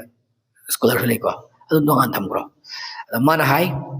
ꯏꯠꯇꯤꯕꯥ ꯍꯥꯏꯕꯗꯤ ꯃꯇꯧ ꯇꯝꯕ ꯍꯥꯏꯕꯗꯤ ꯃꯤ ꯑꯃꯅ ꯔꯁꯨꯜ ꯑꯃꯁꯨꯡ ꯃꯥꯒꯤ ꯁꯍꯥꯕꯁꯤꯡꯗꯒꯤꯅꯤ ꯑꯗꯨꯒ ꯃꯁꯤꯒꯤ ꯃꯇꯨꯡꯗ ꯇꯥꯕꯤꯏꯟꯁꯤꯡꯅꯤ ꯃꯁꯤꯗꯒꯤꯗꯤ ꯃꯥꯒꯤ ꯑꯄꯥꯝꯕ ꯑꯃꯅꯤ ꯏꯟꯒꯦꯔꯥ ꯏꯜꯂꯣꯏꯒꯦꯔꯥ ꯃꯁꯤ ꯀꯥꯏꯗ ꯌꯥꯎꯏ ꯏꯃꯥꯝ ꯑꯍꯃꯗꯀꯤ ꯃꯁꯥꯏꯜ ꯂꯃꯥꯏ 276 ꯑꯃꯁꯨꯡ 277 ꯂꯧꯊꯣꯔꯛꯄꯅꯤ ꯁꯤꯗ ꯑꯩꯅ ꯍꯥꯏꯅꯤꯡꯉꯤꯗꯤ ꯏꯃꯥꯝ ꯑꯍꯃꯗ ꯍꯥꯏꯔꯤꯁꯦ ꯌꯦꯡꯉꯨ ꯉꯁꯥꯏꯒꯤ ꯅꯪ ꯑꯜꯂꯥꯍ ꯔꯁꯨꯜ ꯃꯇꯨꯡ ꯏꯜꯂꯣ ꯁꯍꯥꯕꯁꯤꯡ ꯃꯇꯨꯡ ꯏꯜꯂꯣ ꯇꯥꯕꯤꯏꯟꯒꯤ ꯋꯥ ꯇꯥꯔꯣ ꯍꯥꯏ ꯇꯥꯕꯤꯏꯟꯒꯤ ꯋꯥ ꯌꯥꯎꯗ꯭ꯔꯗꯤ ꯍꯗꯤꯁ ꯂꯥꯛꯑꯣꯏꯗꯅ ꯇꯥꯕꯤꯏꯟꯒꯤ ꯋꯥ ꯂꯧꯔꯒꯅꯦꯕ ꯍꯗꯤꯁ ꯂꯦꯡꯂꯛꯀꯗꯧꯔꯤꯁꯦ ꯑꯗꯨꯅ ꯃꯣꯏꯅ ꯆꯦꯟ ꯑꯣꯐ ꯅꯦꯔꯦꯁꯟ ꯏꯁꯅꯥꯠꯇꯨ ꯃꯈꯣꯏꯗ ꯂꯥꯛꯄꯅꯤꯅ ꯑꯗꯨꯏ ꯃꯇꯨꯡ ꯇꯥꯔꯛꯄꯗꯤ ꯃꯋꯥ ꯂꯧꯔꯨꯔꯣ ꯂꯧꯒꯦꯔꯥ ꯂꯧꯔꯣꯏꯒꯦꯔꯥ ꯅꯪꯒꯤ ꯑꯄꯥꯝꯕ ꯂꯩꯒꯅꯤ ꯏꯃꯥꯝ ꯃꯁꯥꯃꯛ ꯏꯃꯥꯝ ꯑꯕꯨ ꯍꯅꯤꯐꯥ ꯃꯥꯂꯤꯀꯤ ꯁꯥꯐꯤ ꯍꯥꯏꯔꯗꯅ ꯁꯤꯅꯤ ꯍꯧꯖꯤꯛ ꯄꯤꯔꯤꯕ ꯋꯥꯐꯝꯁꯤ ꯑꯗꯩ ꯑꯃꯨꯛꯀ ꯃꯈꯥ ꯇꯥꯕ ꯑꯃꯨꯛ ꯌꯦꯡꯁꯤ ꯏꯃꯥꯝ ꯑꯧꯖꯥꯒꯤ ꯃꯣꯠ ꯑꯃꯨꯛ ꯌꯦꯡꯁꯤ ꯏꯃꯥꯝ ꯃꯥꯂꯤꯛꯀꯤ ꯃꯣꯠ ꯑꯗꯨꯗꯒꯤ ꯏꯃꯥꯝ ꯑꯕꯨ ꯍꯅꯤꯐꯥꯒꯤ ꯃꯣꯠ ꯂꯣꯏꯅꯃꯛ ꯑꯁꯤ ꯑꯩꯒꯤ ꯃꯤꯠꯌꯦꯡꯗꯗꯤ ꯑꯃꯠꯇꯅꯤ ꯑꯗꯨꯅ ꯑꯗꯨꯝ ꯑꯣꯏꯅꯃꯛ ꯃꯣꯠꯁꯤꯡ ꯑꯁꯤꯒꯤ ꯄ꯭ꯔꯃꯥꯟ ꯑꯃꯁꯨꯡ ꯁꯈꯤꯁꯤꯡꯒꯤ ꯌꯨꯝꯐꯝꯗꯤ ꯔꯁꯨꯜ ꯑꯃꯁꯨꯡ ꯃꯥꯒꯤ ꯁꯍꯥꯕꯁꯤꯡꯒꯤ ꯄꯥꯎꯗꯝꯗꯅꯤ ꯃꯁꯤ ꯀꯩ ꯌꯥꯎꯏ ꯖꯥꯃꯤ ꯕꯌꯥꯟ ꯑꯜ ꯏꯜꯝ 149 ꯍꯥꯏꯕꯗꯤ ꯃꯈꯣꯏꯅ ꯃꯌꯥꯝꯅ ꯄꯤꯔꯤꯕ ꯏꯃꯥꯝꯁꯤꯡꯁꯤꯅ ꯄꯤꯔꯤꯕ ꯃꯁꯥꯏꯜꯁꯤꯡ ꯑꯁꯦ ꯁꯤꯗꯒꯤ ꯌꯨꯝꯐꯝ ꯑꯣꯏꯒꯗꯧꯕꯅꯦꯕ ꯀꯔꯤꯒꯨꯝꯕ ꯑꯗꯨꯗ ꯌꯨꯝꯐꯝ ꯂꯩꯇ꯭ꯔꯕ ꯗꯥꯏꯌꯦꯐ ꯑꯣꯏꯔꯕ ꯁꯍꯤ ꯑꯣꯏꯗ꯭ꯔꯕ ꯑꯗꯨ ꯇꯥꯔꯗꯤ ꯃꯗꯨ ꯏꯜꯂꯨꯔꯅꯨ ꯍꯥꯏꯕꯗꯨꯅꯦꯕꯀꯣ ꯃꯈꯥ ꯑꯃꯨꯛ ꯌꯦꯡꯁꯤ ꯔꯁꯨꯜꯒꯤ ꯋꯥꯐꯝꯗꯨ ꯌꯥꯗꯕ ꯃꯈꯣꯏꯗꯨꯗꯤ ꯈꯝ ꯊꯦꯡꯅ ꯑꯃꯥꯡꯕꯗꯒꯤ ꯃꯄꯥꯟꯗ ꯂꯦꯞꯂꯕꯅꯤ ꯑꯃꯥꯡꯕꯒꯤ ꯃꯄꯥꯟꯗ ꯂꯦꯞꯂꯕꯅꯤ ꯍꯥꯏꯕꯗꯤ ꯃꯣꯏ ꯃꯥꯡꯈ꯭ꯔꯕꯅꯦꯕ ꯃꯁꯤ ꯀꯥꯏ ꯌꯧꯋꯦ ꯍꯥꯏ ꯀꯥꯟꯗ ꯑꯩꯈꯣꯏ ꯏꯕꯅꯦ ꯑꯜ ꯖꯧꯁꯤ ꯂꯃꯥꯏ 182 ꯂꯧꯊꯣꯔꯛꯄꯅꯦ ꯑꯗꯩ ꯑꯃꯒ ꯔꯁꯨꯜꯒꯤ ꯋꯥꯐꯝꯁꯤꯗꯒꯤ ꯊꯥꯞꯇꯣꯛꯈ꯭ꯔꯒꯗꯤ ꯂꯣꯏꯔꯦꯕ ꯃꯤꯁꯤ ꯀꯔꯤ ꯍꯥꯏꯗ꯭ꯔꯃꯣ ꯔꯁꯨꯜꯒꯤ ꯋꯥꯗ ꯂꯧꯗ꯭ꯔꯗꯤ ꯀꯔꯤ ꯍꯥꯏꯗ꯭ꯔꯃꯣ ꯏꯃꯥꯝ ꯑꯕꯨ ꯍꯅꯤꯐꯥꯒꯤ ꯋꯥꯅ ꯍꯦꯜꯂꯤ ꯏꯃꯥꯝ ꯁꯥꯐꯤꯅ ꯔꯁꯨꯜꯒꯤ ꯁꯨꯟꯅ ꯑꯃ ꯇꯧꯔꯤꯗꯣ ꯏꯃꯥꯝ ꯑꯕꯨ ꯍꯅꯤꯐꯥꯏꯗꯒꯤ ꯑꯗꯨꯅ ꯑꯗꯨꯒꯤ ꯁꯨꯟꯅꯗꯣ ꯑꯩꯉꯣꯟꯗ ꯗꯔꯀꯥꯔ ꯂꯩꯇꯦ ꯍꯥꯏꯕꯒꯨꯝꯕꯅꯦꯕ ꯑꯗꯨꯅ ꯃꯁꯤ ꯌꯥꯝꯅ ꯂꯨꯔꯕ ꯋꯥꯐꯝꯅꯤꯀꯣ ꯃꯊꯪ ꯑꯗꯨꯅ ꯑꯩꯈꯣꯏꯅ ꯀꯔꯤ ꯍꯥꯏꯒꯗꯒꯦ ꯍꯥꯏꯕ ꯃꯇꯝꯗ ꯋꯥ ꯉꯥꯡꯕꯗ ꯑꯩꯈꯣꯏ ꯆꯦꯛꯁꯤꯟꯕ ꯇꯥꯏ ꯃꯤꯉꯣꯟꯗ ꯃꯔꯩ ꯌꯦꯠꯄꯗ ꯄꯪꯉꯥꯡ ꯉꯥꯡꯕꯗ ꯄꯪꯂꯣꯟ ꯂꯣꯟꯕ ꯌꯥꯕ ꯅꯠꯇꯦ ꯙꯔꯃꯒꯤ ꯃꯇꯥꯡꯗ ꯈꯪꯗꯅ ꯍꯩꯇꯅ ꯑꯗꯨꯅ ꯃꯌꯥꯝꯅ ꯇꯛꯐꯤꯔ ꯍꯦꯛꯇ ꯄꯤꯕ ꯃꯁꯤ ꯃꯤꯆꯝ ꯄ꯭ꯔꯖꯥꯗ ꯂꯥꯏꯔꯗꯅ ꯑꯩꯈꯣꯏꯒꯤ ꯑꯂꯤꯝ ꯎꯂꯃꯥꯅꯦꯅ ꯇꯧꯔꯤꯕꯁꯤꯡꯁꯤꯁꯨ ꯃꯈꯣꯏꯅ ꯈꯤꯠ ꯍꯦꯜꯂꯦꯕ ꯃꯈꯣꯏꯅꯅꯦ ꯀꯔꯤꯝ ꯈꯪꯗꯅ ꯃꯅꯨꯡ ꯌꯧꯅꯗꯤ ꯈꯪꯗꯕ ꯃꯌꯥꯝ ꯍꯧꯖꯤꯛ ꯑꯩꯈꯣꯏ ꯇꯥꯔꯦ ꯏꯃꯥꯝ ꯃꯔꯤꯒꯤ ꯐꯩꯁꯂꯥ ꯃꯈꯣꯏꯒꯤ ꯋꯥꯐꯝꯁꯤꯡ ꯃꯔꯨꯑꯣꯏꯕ ꯀꯔꯤ ꯍꯥꯏꯕꯅꯣ ꯃꯈꯣꯏꯅ ꯑꯩꯈꯣꯏꯒꯤꯗꯃꯛꯇ ꯀꯔꯤ ꯈꯜꯂꯝꯕꯅꯣ ꯃꯨꯁꯂꯤꯝ ꯁꯃꯥꯖꯀꯤꯗꯃꯛꯇ ꯃꯈꯣꯏꯒꯤ ꯄꯥꯟꯗꯝ ꯀꯔꯤꯅꯣ ꯍꯥꯏꯕꯗꯨ ꯑꯩꯈꯣꯏꯅ ꯍꯧꯖꯤक ꯎꯔꯦ ꯈꯪꯉꯦ ꯇꯥꯔꯦ ꯁꯤꯗ ꯍꯥꯏꯔꯤꯁꯤ ꯀꯩꯅꯣ ꯍꯥꯏꯕ ꯀꯥꯟꯗ ꯑꯜꯂꯥꯍꯒꯤ ꯔꯁꯨꯜꯒꯤ ꯃꯇꯨꯡ ꯏꯟꯅꯕ ꯀꯨꯔꯥꯟꯒꯤ ꯃꯇꯨꯡ ꯏꯟꯅꯕ ꯑꯃꯁꯨꯡ ꯑꯃꯠꯇ ꯑꯣꯏꯅꯕꯒꯤ ꯋꯥꯐꯝ ꯉꯥꯛꯇꯅꯤ ꯃꯣꯏꯅ ꯄꯜꯂꯝꯃꯤꯁꯤꯡꯁꯦ ꯃꯈꯣꯏꯅ ꯊꯨꯒꯥꯏꯔꯒ ꯃꯆꯞ ꯅꯥꯏꯅ ꯁꯦꯝꯅꯉꯥꯏꯒꯤ ꯑꯝꯇ ꯅꯠꯇꯦ ꯃꯆꯞ ꯊꯣꯛꯂꯛꯈ꯭ꯔꯤꯁꯤꯡ ꯑꯁꯤꯗꯤ ꯑꯩꯈꯣꯏꯒꯤ ꯀꯩ ꯍꯥꯏꯇꯥꯔꯦ ꯃꯥꯒꯤ ꯎꯁꯇꯥꯗ ꯑꯗꯨ ꯏꯃꯥꯝ ꯑꯕꯨ ꯍꯅꯤꯐꯥꯒꯤ ꯁꯥꯇ꯭ꯔꯁꯤꯡꯗꯨꯅ ꯑꯕꯨ ꯍꯅꯤꯐꯥ ꯁꯤꯈ꯭ꯔ ꯃꯇꯨꯡꯗ ꯂꯩꯈꯤꯗ꯭ꯔ ꯃꯇꯨꯡꯗ ꯑꯗꯒꯤ ꯏꯃꯥꯝ ꯁꯥꯐꯤꯒꯤ ꯁꯥꯇ꯭ꯔꯁꯤꯡ ꯑꯗꯨꯅ ꯏꯃꯥꯝ ꯁꯥꯐꯤ ꯂꯩꯈꯤꯗ꯭ꯔ ꯃꯇꯨꯡꯗ ꯏꯃꯥꯝ ꯍꯝꯕꯂꯤꯒꯤ ꯁꯥꯇ꯭ꯔꯁꯤꯡꯗꯨꯅ ꯏꯃꯥꯝ ꯍꯝꯕꯂꯤ ꯂꯩꯈꯤꯗ꯭ꯔ ꯃꯇꯨꯡꯗ ꯁꯨꯃꯥꯏꯅ ꯇꯧꯅ ꯏꯃꯥꯝ ꯃꯥꯂꯤꯛꯀꯤ ꯁꯥꯇ꯭ꯔ ꯏꯃꯥꯝ ꯃꯥꯂꯤꯛꯀꯤ ꯂꯩꯈꯤꯗ꯭ꯔ ꯃꯇꯨꯡꯗ ꯃꯥꯒꯤ ꯎꯁꯇꯥꯗꯁꯤꯡꯗꯨ ꯈ꯭ꯋꯥꯏꯗꯒꯤ ꯍꯦꯟꯅ ꯍꯩ ꯈ꯭ꯋꯥꯏꯗꯒꯤ ꯍꯦꯟꯅ ꯈꯪꯉꯦꯅ ꯊꯥꯒꯠꯅꯕ ꯍꯣꯠꯅꯔꯛꯄꯗ ꯑꯩꯈꯣꯏꯒꯤ ꯃꯤꯆꯪ ꯁꯦꯝꯃꯛꯄ ꯂꯨꯆꯤꯡꯕ ꯑꯣꯏꯔꯛꯄ ꯂꯨꯆꯤꯡꯕ ꯁꯦꯝꯃꯛꯄ ꯑꯗꯒꯤ ꯊꯥꯒꯠꯂꯛꯄ ꯍꯦꯟꯒꯠꯂꯛꯄ ꯑꯃꯗꯒꯤ ꯑꯩꯈꯣꯏꯒꯤ ꯂꯝꯖꯦꯟ ꯇꯥꯟꯅꯔꯛꯄ ꯈ꯭ꯋꯥꯏꯗꯒꯤ ꯍꯩ ꯍꯥꯏꯕꯗꯨ ꯃꯥꯅꯤ ꯑꯗꯨꯅꯤ ꯑꯗꯥꯅꯤꯅ ꯑꯗꯨꯗꯒꯤ ꯊꯣꯔꯛꯄ ꯉꯥꯛꯇꯅꯤ ꯁꯤꯒꯤ ꯃꯖꯍꯕ ꯊꯣꯔꯛꯄꯁꯤꯡꯁꯦ ꯁꯤꯒꯤ ꯋꯥꯔꯤ ꯇꯣꯉꯥꯟ ꯂꯩꯈ꯭ꯔꯦ ꯏꯕꯟ ꯃꯛꯀꯥꯗ ꯐꯥꯎꯕ ꯍꯥꯟꯅ ꯃꯦꯍꯔꯥꯕ ꯃꯔꯤ ꯂꯩꯔꯝꯃꯤ ꯃꯛꯀꯥ ꯃꯅꯨꯡꯗꯁꯨ ꯑꯗꯨꯗ ꯉꯁꯥꯏꯒꯤ ꯃꯈꯣꯏꯒꯤ ꯁꯥꯐꯤ ꯃꯥꯂꯤꯀꯤ ꯍꯝꯕꯂꯤꯒꯤ ꯂꯩꯔꯝꯃꯤ ꯑꯗꯨꯒꯤ ꯃꯦꯍꯔꯥꯕ ꯃꯔꯤꯗꯨ ꯐꯥꯎꯕ ꯑꯩꯈꯣꯏ ꯊꯨꯒꯥꯏꯈ꯭ꯔꯤꯕꯅꯤ ꯀꯣꯟꯅ ꯑꯍꯥꯟꯕꯗ ꯃꯣꯏ ꯍꯖ ꯇꯧꯕꯗ ꯐꯨꯒꯥꯏꯅꯔꯤꯃꯤ ꯑꯃꯅ ꯑꯃꯗ ꯀꯤꯟ ꯊꯤꯟꯗꯠꯅꯔꯝꯃꯤ ꯅꯨꯄꯤ ꯑꯉꯥꯡ ꯊꯥꯖꯤꯟꯅꯔꯝ ꯅꯠꯇꯦ ꯑꯕꯨ ꯍꯅꯤꯐꯥꯒꯤ ꯅꯤꯄꯥꯅ ꯁꯥꯐꯤꯒꯤ ꯅꯨꯄꯤ ꯂꯧꯕꯗꯤ ꯌꯥꯕ ꯑꯗꯨꯒ ꯑꯕꯨ ꯍꯅꯤꯐꯥꯒꯤ ꯅꯨꯄꯤꯗꯤ ꯁꯥꯐꯤꯒꯤ ꯅꯨꯄꯥꯗ ꯊꯥꯖꯕꯗꯤ ꯌꯥꯗꯕ ꯑꯩꯈꯣꯏꯒꯤ ꯑꯍꯂꯤ ꯀꯤꯇꯥꯕꯀꯤ ꯅꯨꯄꯤ ꯃꯈꯩ ꯑꯩꯈꯣꯏꯅ ꯂꯧꯕ ꯌꯥꯔꯒ ꯃꯨꯁꯂꯤꯝ ꯅꯨꯄꯤꯅ ꯑꯍꯂꯤ ꯀꯤꯇꯥꯕꯇ ꯊꯥꯖꯕ ꯌꯥꯗꯕꯒꯨꯝꯅ ꯑꯗꯨꯒꯨꯝꯕ ꯃꯁꯂꯥꯒ ꯂꯣꯏ ꯄꯨꯊꯣꯛꯅꯔꯝꯃꯤ ꯍꯥꯟꯅ ꯌꯥꯝꯅ ꯐꯖꯈꯤꯗ꯭ꯔꯕ ꯋꯥꯔꯤꯅꯤꯗ ꯃꯗꯨ ꯃꯈꯩꯗ ꯁꯤꯗ ꯄꯨꯈꯠꯂꯒ ꯅꯤꯡꯊꯤꯡꯗꯦ ꯍꯥꯏꯇꯥꯔꯦ ꯍꯧꯖꯤꯛ ꯑꯗꯨꯅ ꯃꯈꯣꯏ ꯀꯣꯟꯅ ꯃꯆꯤꯟꯅ ꯉꯥꯡꯉꯤꯃꯤ ꯃꯁꯂꯛ ꯃꯔꯤꯃꯛ ꯌꯥꯏ ꯃꯖꯍꯕ ꯃꯔꯤꯃꯛ ꯌꯥꯏ ꯏꯃꯥꯝ ꯂꯣꯏꯅꯃꯛ ꯑꯩꯈꯣꯏ ꯊꯥꯖꯩ ꯃꯣꯏ ꯂꯣꯏꯅꯃꯛ ꯏꯖꯠ ꯇꯧꯏꯒꯁꯦ ꯑꯗꯨꯝ ꯍꯥꯏꯔꯤꯃꯤ ꯑꯗꯨ ꯊꯝꯈ꯭ꯔꯣ ꯇꯣꯉꯥꯟꯅ ꯊꯝꯈ꯭ꯔꯣ ꯑꯗꯨ ꯑꯩ ꯀꯩ ꯅꯩꯅꯕꯒꯤ ꯃꯇꯥꯡ ꯑꯣꯏꯗꯦ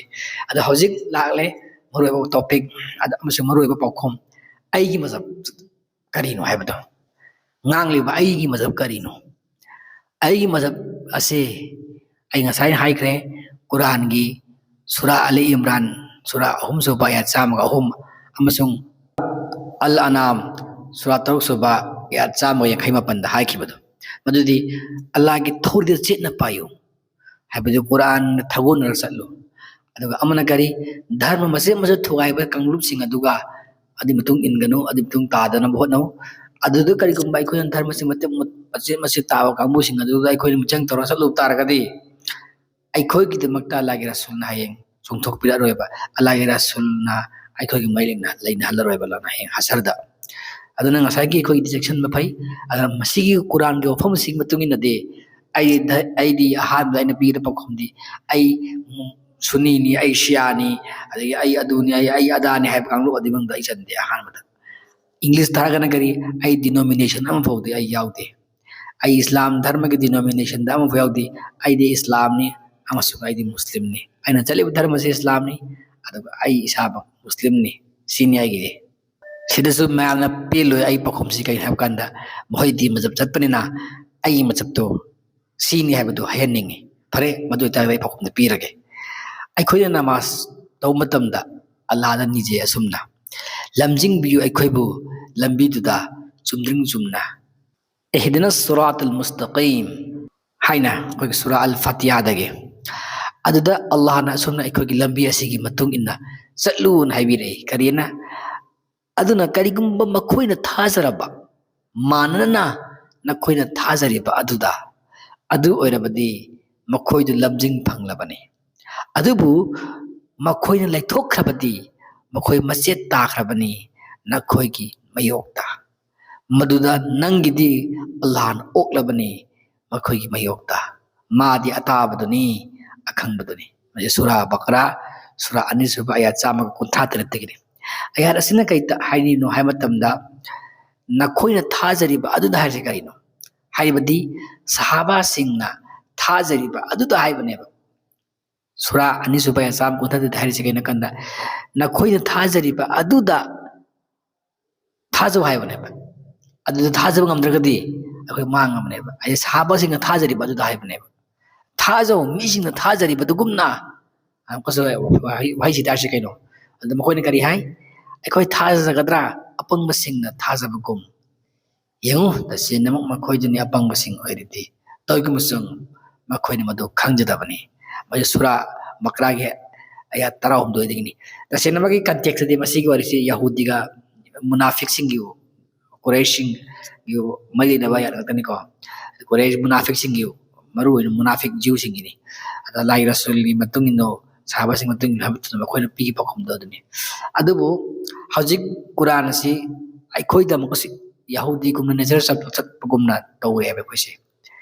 ꯑꯗꯨꯅ ꯃꯈꯣꯏꯅ ꯈꯨꯝꯕ ꯄꯥꯎꯈꯨꯝ ꯑꯗꯨꯃꯥꯏꯅ ꯑꯩꯈꯣꯏꯁꯨ ꯈꯨꯝꯃꯦꯕ ꯍꯧꯖꯤꯛꯀꯥꯟ ꯃꯤꯁꯤꯡꯁꯦ ꯀꯨꯔꯥꯟꯗꯤ ꯌꯦꯡꯂꯨ ꯇꯥꯔꯒꯗꯤ ꯑꯩꯈꯣꯏ ꯁꯃꯥꯖ ꯇꯧꯔꯤꯕ ꯄꯥꯎꯈꯨꯝ ꯑꯁꯤꯒ ꯆꯠꯂꯤꯕ ꯄꯥꯎꯈꯨꯝ ꯑꯁꯤꯒ ꯄꯤꯔꯤꯕ ꯄꯥꯎꯈꯨꯝꯁꯤꯒ ꯆꯠꯂꯤꯕ ꯂꯝꯆꯠ ꯑꯁꯤꯒ ꯌꯦꯡꯉꯨ ꯇꯥꯔꯒꯗꯤ ꯖꯤꯎ ꯆꯞ ꯃꯥꯟꯅꯩꯕ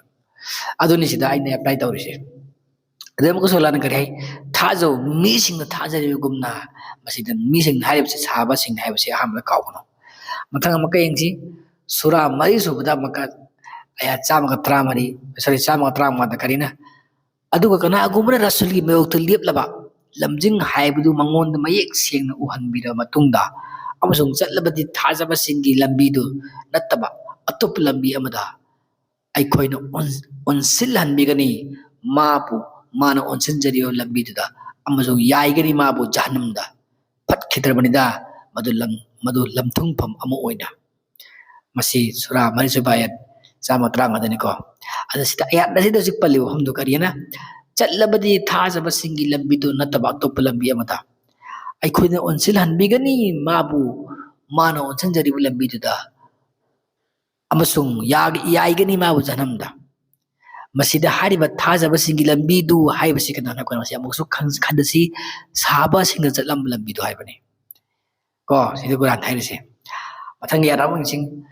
ꯑꯌꯠ ꯑꯃꯨꯛ ꯌꯦꯡꯁꯤ ꯑꯜꯂꯥ ꯑꯩꯈꯣꯏꯅ ꯑꯃꯨꯛꯁꯨ ꯅꯤꯖꯩꯀꯣ ꯅꯃꯥꯖ ꯀꯔꯤꯅ ꯂꯝꯕꯤꯗꯨꯗ ꯅꯪꯅ ꯃꯈꯣꯏꯗ ꯊꯧꯖꯥꯜ ꯇꯧꯕꯤꯈ꯭ꯔꯕꯁꯤꯡꯗꯨꯒꯤ ꯁꯤꯔꯥꯇꯜ ꯂꯖꯤꯅ ꯑꯟꯑꯝꯇ ꯑꯂꯩꯍꯤꯝ ꯍꯥꯏꯕ ꯁꯨꯔꯥ ꯐꯥꯇꯤꯍꯥꯗꯒꯤꯀꯣ ꯑꯜꯂꯥꯍꯅ ꯇꯥꯛꯄꯤ ꯃꯥꯅ ꯊꯧꯖꯥꯜꯕꯤꯈ꯭ꯔꯕꯁꯤꯡꯗꯣ ꯑꯟꯁꯥꯔꯤ ꯑꯃꯁꯨꯡ ꯃꯨꯍꯥꯖꯤꯔꯤꯟꯁꯤꯡꯅꯤ ꯑꯜꯂꯥꯍꯅ ꯇꯥꯛꯄꯤ ꯃꯥꯅ ꯊꯧꯖꯥꯜꯕꯤꯈ꯭ꯔꯕꯁꯤꯡꯗꯨ ꯀꯅꯥ ꯀꯅꯥꯅꯦꯕ ꯑꯟꯁꯥꯔꯤ ꯑꯃꯁꯨꯡ ꯃꯨꯍꯥꯖꯤꯔꯤꯟꯁꯤꯡꯅꯤ ꯍꯥꯏꯅ ꯃꯁꯤ ꯀꯗꯥꯏꯗ ꯌꯥꯎꯏ ꯁꯨꯔꯥ 9ꯁꯨꯕ ꯑꯌꯠ 100ꯗ ꯀꯔꯤ ꯍꯥꯏꯅ ꯃꯥꯡ ꯊꯥꯈ꯭ꯔꯕ ꯑꯍꯥꯟꯕꯁꯤꯡꯗꯣ ꯈꯨꯜ ꯍꯣꯡꯂꯛꯄꯁꯤꯡ ꯑꯃꯁꯨꯡ ꯇꯦꯡꯕꯥꯡꯕꯁꯤꯡꯒꯤ ꯃꯅꯨꯡꯗꯒꯤ ꯑꯃꯗꯤ ꯃꯈꯣꯏꯗꯨꯒꯤ ꯃꯇꯨꯡ ꯏꯜꯂꯛꯄꯁꯤꯡꯗꯨ ꯐꯖꯕ ꯂꯝꯆꯠꯀ ꯂꯣꯏꯅꯅ ꯄꯦꯟꯕꯤꯔꯕꯅꯤ ꯑꯜꯂꯥꯍꯅ ꯃꯈꯣꯏꯕꯨ ꯑꯃꯁꯨꯡ ꯃꯈꯣꯏꯅꯁꯨ ꯄꯦꯟꯖꯔꯕꯅꯤ ꯃꯥꯕꯨ ꯍꯥꯏꯗꯤ ꯑꯜꯂꯥꯍꯕꯨ ꯃꯥꯅ ꯊꯧꯔꯥꯡ ꯇꯧꯕꯤꯔꯦ ꯃꯈꯣꯏꯒꯤꯗꯃꯛ ꯍꯩꯀꯣꯜꯁꯤꯡ ꯃꯈꯥꯗ ꯇꯨꯔꯦꯜꯁꯤꯡ ꯆꯦꯟꯕ ꯂꯩꯖꯔꯒꯗꯕꯅꯤ ꯃꯈꯣꯏ ꯃꯗꯨꯗ ꯃꯇꯝ ꯆꯨꯞꯄ ꯂꯣꯏꯅꯥꯏꯗꯅ ꯃꯗꯨꯅ ꯑꯆꯧꯕ ꯃꯥꯏ ꯄꯥꯛꯄ ꯍꯥꯏꯕꯗꯨ ꯁꯤꯒ ꯌꯥꯎꯏ ꯁꯨꯔꯥ 9ꯁꯨꯕ ꯑꯌꯠ 100ꯗ ꯈꯨꯜ ꯍꯣꯡꯂꯛꯄꯁꯤꯡ ꯑꯃꯁꯨꯡ ꯇꯦꯡꯕꯥꯡꯕꯁꯤꯡ ꯍꯥꯏꯔꯤꯁꯤ ꯀꯅꯥꯕꯨꯅꯣ ꯍꯥꯏꯔꯤꯕꯁꯤ ꯑꯟꯁꯥꯔꯤꯁꯤꯡ ꯑꯃꯁꯨꯡ ꯃꯨꯍꯥꯖꯤꯔꯤꯟꯁꯤꯡꯅꯤ ꯑꯜꯂꯥꯍꯒꯤ ꯔꯁꯨꯜꯒꯤ ꯃꯇꯝꯒꯤ ꯑꯜꯂꯥꯍꯒꯤ ꯔꯁꯨꯜꯒꯤ ꯑꯗꯨꯒ ꯂꯣꯏꯁꯤꯜꯂꯛꯄꯗ ꯑꯩꯅ ꯍꯥꯏꯖꯅꯤꯡꯕꯗꯤ ꯁꯤꯅꯤ ꯀꯨꯔꯥꯟ ꯃꯄꯨꯝꯁꯤꯃꯗ ꯑꯜꯂꯥꯍꯅ ꯍꯥꯏꯔꯤꯁꯤ ꯀꯔꯤꯅꯣ ꯍꯥꯏꯕ ꯀꯥꯟꯗ ꯑꯜꯂꯥꯍꯅ ꯍꯥꯏꯕ ꯏꯜꯂꯨ ꯍꯥꯏꯕꯗꯨꯅꯦꯕ ꯑꯗꯨꯒ ꯑꯜꯂꯥꯍꯒꯤ ꯔꯁꯨꯜꯒꯤ ꯃꯇꯨꯡ ꯏꯜꯂꯨ ꯍꯥꯏꯕꯅꯦꯕ ꯃꯥꯅ ꯍꯥꯏꯕ ꯏꯜꯂꯨ ꯍꯥꯏꯕꯅꯦꯕ ꯃꯁꯤꯗ ꯋꯥꯐꯝ ꯑꯃꯗꯤ ꯀꯔꯤꯅꯣ ꯍꯥꯏꯕ ꯀꯥꯟꯗ ꯍꯧꯖꯤꯛ ꯑꯩꯅ ꯅꯩꯅꯈ꯭ꯔꯤꯕꯁꯤꯡ ꯑꯁꯤꯗ ꯑꯜꯂꯥꯍꯅ ꯇꯝꯕꯤꯔꯤꯁꯤ ꯀꯩꯅꯣ ꯁꯥꯍꯥꯕꯁꯤꯡꯅ ꯊꯥꯖꯈꯤꯕ ꯑꯗꯨꯝꯅ ꯑꯩꯈꯣꯏꯁꯨ ꯊꯥꯖꯧ ꯍꯥꯏꯕꯅꯦ ꯑꯍꯥꯟꯕꯗ ꯀꯔꯤ ꯍꯥꯏꯔꯦ ꯑꯜꯂꯥꯍꯅ ꯍꯥꯏꯕ ꯏꯜꯂꯨ ꯔꯁꯨꯜꯅ ꯍꯥꯏꯕ ꯏꯜꯂꯨ ꯑꯍꯨꯝꯁꯨꯕꯗ ꯀꯔꯤ ꯍꯥꯏꯔꯦ ꯁꯥꯍꯥꯕꯁꯤꯡꯅ ꯊꯥꯖꯈꯤꯕ ꯑꯗꯨꯒꯨꯝꯅ ꯑꯩꯈꯣꯏꯁꯨ ꯊꯥꯖꯧ ꯍꯥꯏꯕꯅꯦꯕ ꯃꯈꯣꯏꯅ ꯀꯠꯊꯣꯛꯈꯤꯕ ꯑꯗꯨꯝꯅ ꯑꯩꯈꯣꯏꯁꯨ ꯀꯠꯊꯣꯛꯎ ꯍꯥꯏꯕꯅꯦ ꯄꯨꯟꯁꯤ ꯑꯗꯒꯤ ꯑꯃꯁꯨꯡ ꯂꯟ ꯊꯨꯝ ꯑꯗꯨꯒꯤ ꯃꯇꯨꯡ ꯀꯔꯤ ꯍꯥꯏꯔꯛꯏ ꯑꯗꯨ ꯃꯇꯨꯡꯗ ꯑꯃꯨꯛꯀ ꯑꯜꯂꯥꯍꯅ ꯊꯧꯖꯥꯟꯕꯤꯈ꯭ꯔꯕꯁꯤꯡꯒꯤ ꯃꯇꯨꯡ ꯏꯜꯂꯨ ꯍꯥꯏꯕꯅꯦꯕ ꯀꯅꯥꯅꯣ ꯊꯧꯖꯥꯟꯕꯤꯈ꯭ꯔꯕꯁꯤꯡ ꯑꯁꯦ ꯑꯟꯁꯥꯔꯤꯁꯤꯡ ꯑꯃꯁꯨꯡ ꯃꯨꯍꯥꯖꯤꯔꯤꯟꯁꯤꯡꯅꯤ ꯁꯤꯗ ꯀꯗꯥꯏꯗꯒꯤ ꯏꯃꯥꯝ ꯃꯔꯤ ꯀꯨꯔꯥꯟꯗ ꯌꯥꯎꯏ ꯍꯥꯏꯅ ꯑꯃꯨꯛꯀꯁꯨ ꯍꯥꯏꯒꯗꯧꯔꯤꯕꯅꯣ ꯌꯥꯎꯗꯦꯀꯣ ꯂꯣꯏꯔꯦ ꯀꯔꯤꯒꯨꯝꯕ ꯑꯩꯈꯣꯏꯅ ꯀꯨꯔꯥꯟ ꯑꯃꯁꯨꯡ ꯍꯗꯤꯁ ꯑꯁꯤ ꯇꯁꯦꯡꯅ ꯅꯩꯅꯕ ꯇꯥꯔꯒꯗꯤ ꯑꯩꯈꯣꯏꯅ ꯈꯪꯉꯣꯏ ꯃꯁꯤꯗꯒꯤ ꯑꯩꯈꯣꯏꯁꯤ ꯃꯨꯁꯂꯤꯝꯅꯤ ꯑꯗꯨꯒ ꯑꯩꯈꯣꯏ ꯁꯤꯗꯒꯤ ꯍꯥꯏꯗꯣꯛꯅꯤꯡꯉꯥꯏ ꯀꯔꯤꯝꯇ ꯃꯆꯥꯛ ꯂꯩꯇꯦ ꯑꯗꯨꯒ ꯁꯤ ꯅꯠꯇꯕ ꯑꯇꯣꯞꯄ ꯑꯩꯈꯣꯏꯒꯤ ꯆꯠꯅꯕꯒꯤ ꯂꯝꯕꯤ ꯂꯩꯇꯦ ꯑꯗꯨꯒ ꯑꯩꯈꯣꯏꯅ ꯀꯅꯥꯒꯨꯝꯕ ꯑꯃꯕꯨ ꯑꯥꯂꯤꯝ ꯑꯃꯕꯨ ꯅꯠꯇ꯭ꯔꯒ ꯁ꯭ꯀꯣꯂꯔ ꯑꯃꯕꯨ ꯑꯩꯈꯣꯏꯅ ꯍꯦꯛꯇ ꯑꯜꯂꯥꯍꯒꯤ ꯔꯁꯨꯜꯒꯤ ꯊꯥꯛꯇ ꯊꯝꯕ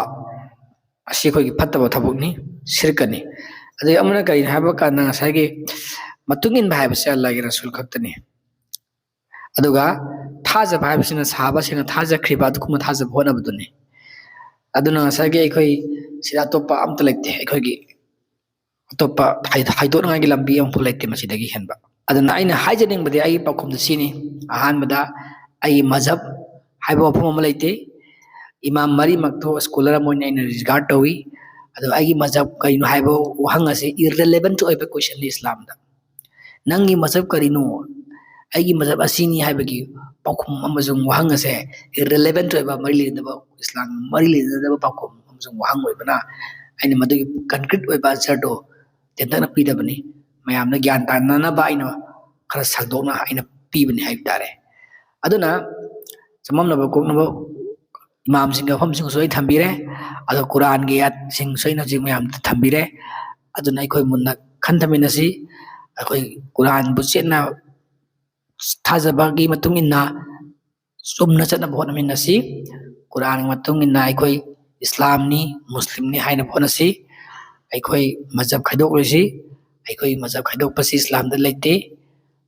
ꯃꯁꯤ ꯑꯔꯥꯟꯕꯅꯤ ꯃꯁꯤ ꯐꯤꯔꯀꯥꯒꯤ ꯁꯤꯌꯥꯅ ꯅꯠꯇ꯭ꯔꯒ ꯁꯨꯅꯤꯅ ꯅꯠꯇ꯭ꯔꯒ ꯃꯖꯍꯕ ꯆꯠꯄ ꯀꯥꯡꯕꯨꯅ ꯑꯩꯈꯣꯏ ꯐꯤꯔꯀꯥ ꯌꯥꯗꯦꯅ ꯍꯥꯏꯕꯁꯤꯗꯤ ꯃꯁꯤꯗꯤ ꯑꯩꯈꯣꯏꯒꯤ ꯀꯩ ꯍꯥꯏꯇꯥꯔꯦ ꯑꯩꯈꯣꯏꯒꯤ ꯁꯨꯐꯤ ꯅꯠꯇ꯭ꯔꯒ ꯑꯩꯈꯣꯏꯒꯤ ꯕꯔꯦꯜꯚꯤ ꯀꯥꯡꯕꯨꯅ ꯑꯩꯈꯣꯏ ꯑꯜꯂꯥꯍ ꯅꯠꯇꯅ ꯑꯇꯣꯞꯄ ꯂꯥꯠꯇꯦꯅ ꯍꯥꯏꯔꯒ ꯀꯨꯔꯥꯟꯗ ꯑꯩꯈꯣꯏꯒꯤ इहदिना सिरातल मुस्तकीमन हायख्रगा नत्रगा इय्याका नअबुदु व इय्याका नस्तईन अइना नंग खक्तबु खुरुमजै अइना नंगोंदते मतेंग निजैन हायरगा होरेन नमाज मत मंगा ददु हायदोरिमि अल्लाहदा करिना इय्याका नअबुदु व इय्याका नस्तईन ना नंगोंद खक्तते अइना मतेंग निजै नंगोंद खक्तते अइना लाचिन हायरगा मका नमाज लोरगा मका होरेन कबरदा चला खुरुमरगा चखिबजुदी मदुदि ngасai mana sai iyyaka na'budu wa iyyaka nasta'in harjidi arthate wane mansa masin ngana khiwado ado sawana re khoi gi hojik ba muslim sing nasu koi firka thoide firka to patte firka bi thing do me hai badu masa nam kari ai suni muslim ko se mo proud ho jaba ai abu ni fai masam ko proud ba ai shafi ni no ko proud ba ai maliki na sen ko proud ho jaba tare madu na ngasai gi ko kangong re khoi muslim sing je duna asi kari kangong re mu hai gadi Quran fajana khangdaba amasung hadis ninadaba amasung rasuli masak mun khangdaba Allah ba khangdaba degini aduna ikoi Allah da mai Allah gi lambi da mai jana bona si magi Quran asi koi na khangna bo min nasi rasuli ko si khangna bo nasi angatu si haraga ai matang asida aila sanjarage assalamu alaikum warahmatullahi wabarakatuh